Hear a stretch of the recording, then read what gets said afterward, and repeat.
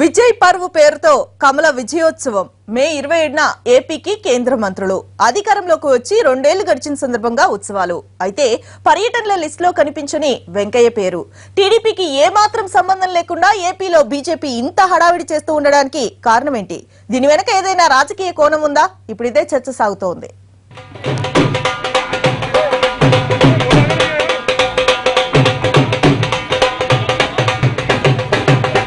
కేంద్రంలో బీజేపీ అధికారంలోకి వచ్చి సరిగ్గా 2 ఏళ్లు పూర్తిగా వస్తోంది. ఈ సందర్భంగా ఈ నెల 27న విజయ్ పర్వ్ పేరుతో విజయోత్సవాలు నిర్వహించేందుకు కమల్నాథులు సిద్ధమయ్యారు. ఇందుకోసం మంత్రులను రంగంలోకి దింపి ఆంధ్రప్రదేశ్ కు పంపుతున్నారు.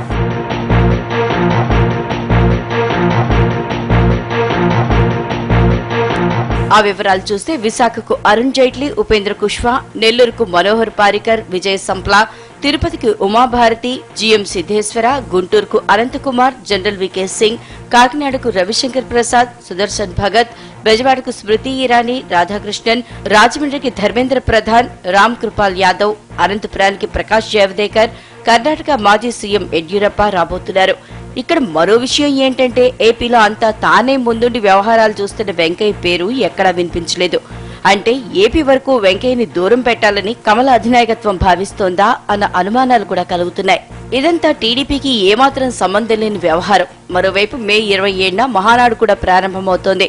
ఇందులో రాజకీయ కోణం చూస్తే మిత్రపక్షంగా ఉన్న రాష్ట్రానికి ఇంతమంది మంత్రులను విజయ్ పర్వ్ పేరుతో ఒక్కసారిగా పంపడం వెనుక ఆంతర్యం ఏంటన్న అనుమానాలు కలుగుతున్నాయి.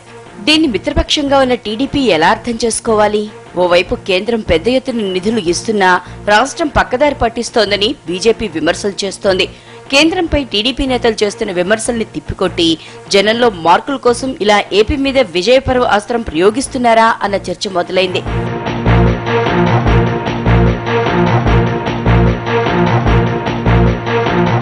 అమిత్ షా వ్యూహంతో అస్సాం సింహాసనాన్ని కైవసం చేసుకున్న బీజేపీ ఇప్పుడు ఆంధ్రప్రదేశ్ లో కూడా అదే వ్యూహాన్ని అమలు చేయబోతోందా అన్న టాక్ పొలిటికల్ సర్కిల్లో వినిపిస్తున్నాయి. కమల్నాథుల వ్యూహం ఏదైనప్పటికీ ఇటు చూస్తే వామపక్షాలు, ప్రజా సంఘాలు మాత్రం వీళ్ల రాకను నిరసిస్తూ ఆందోళనకు సిద్ధమవుతున్నట్లు తెలుస్తోంది.